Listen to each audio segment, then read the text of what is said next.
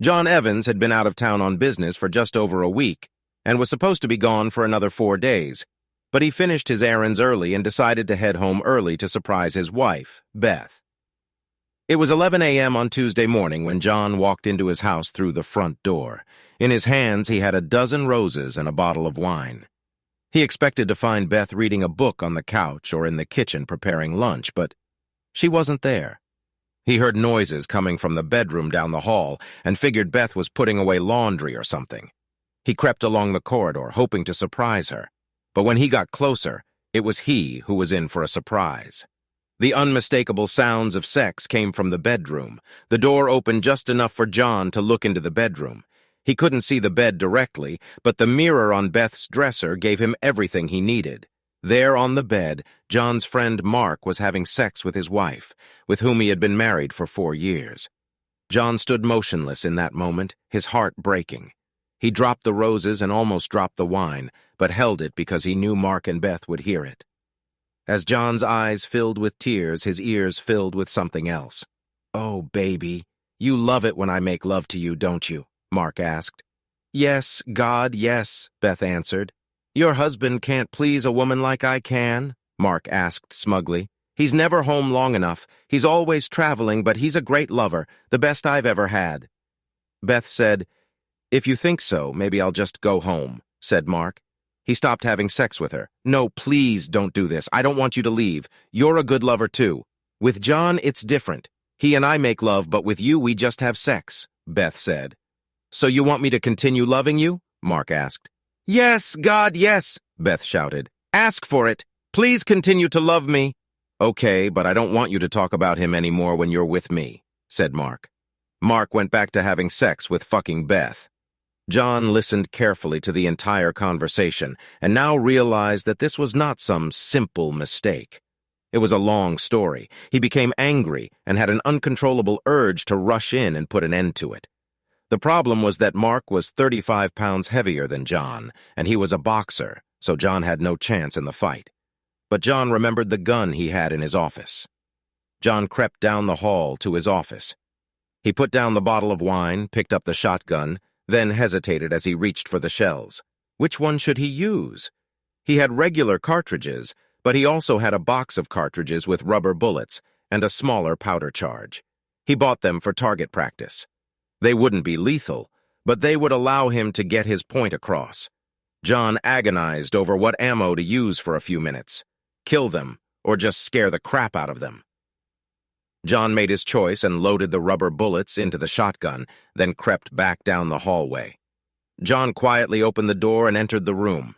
Beth and Mark were too caught up in their illicit sex to notice John enter.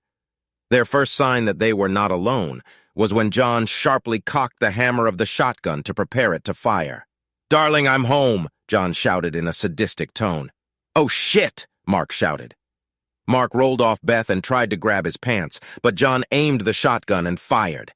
It hit Mark in the groin. He collapsed on the floor, writhing in pain. "Oh my God, you shot him! John, what the hell are you doing?" Beth shouted. "I stand up for my rights as a husband, Beth. You are my wife and he had sex with you at our home." "I have every right to take revenge," said John. "Is it worth killing someone?" Beth asked. "Oh, I'm not going to kill him. These are rubber bullets. They didn't even damage the skin. I'm just teaching my so-called friend a lesson as for you," said John. John shot Beth in the stomach. She doubled over in pain and vomited all over the bed. "You too hurt me. You ruined my life. So it's only fair that I ruined yours in return," said John. John dialed his cell phone. "Hello?" answered Lisa. "Lisa, this is John. It's very important that you come to my house right away. You need to see something," said John. "What is this, John?" asked Lisa. "It's a surprise. Hurry up. The front door is open. Come in," said John. Lisa was Mark's wife. And after calling her, John called Beth's parents, her closest friends, Mark's boss, and the pastor of the church, in which both Beth and Mark were very active. He sat in the chair. Beth used to get dressed and kept his shotgun at the ready in case Mark or Beth tried to leave. Mark was still in too much pain and Beth was too scared to move. After just a few minutes of waiting, people began to appear and head to the bedroom. "My God, what's going on here?" Lisa asked when she saw John with a shotgun. "Go look at the other side of the bed," said John.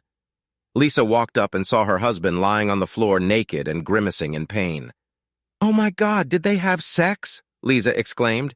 "Yes, I came home early to surprise my wife with wine and roses, but instead I was surprised to find your husband having sex with my wife." "Apparently this has been going on for quite some time," said John. "I don't see any blood."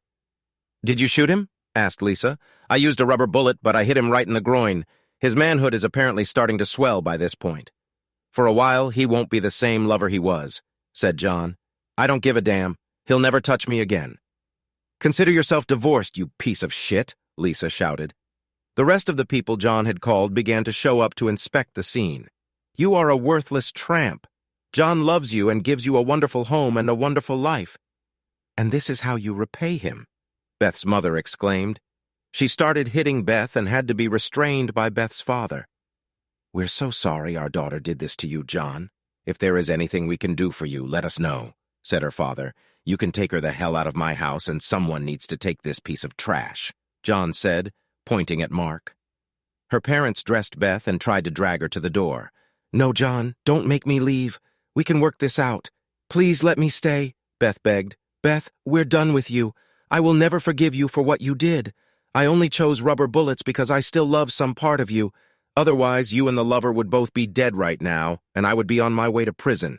Get her out of here," said John. Despite shooting 2 people with a potentially lethal weapon, the police never arrived and they never questioned John. The day after this, John served Beth with divorce papers.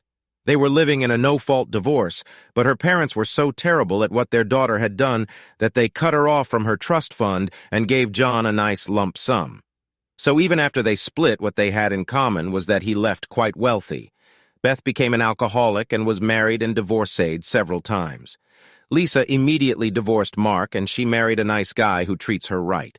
As for Mark, he suffered a serious injury to his groin and had to undergo several surgeries, but he never fully recovered.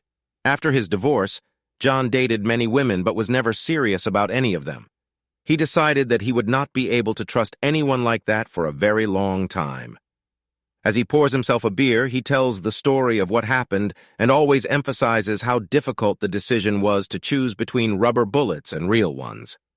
No one listening to this story seems to understand how difficult the decision to choose rubber bullets was. Subscribe to our channel so that your second chaff doesn't cheat on you, and go ahead and listen to the next story because this story is nothing compared to the next one. If you're under 18, don't even think about listening to the next one.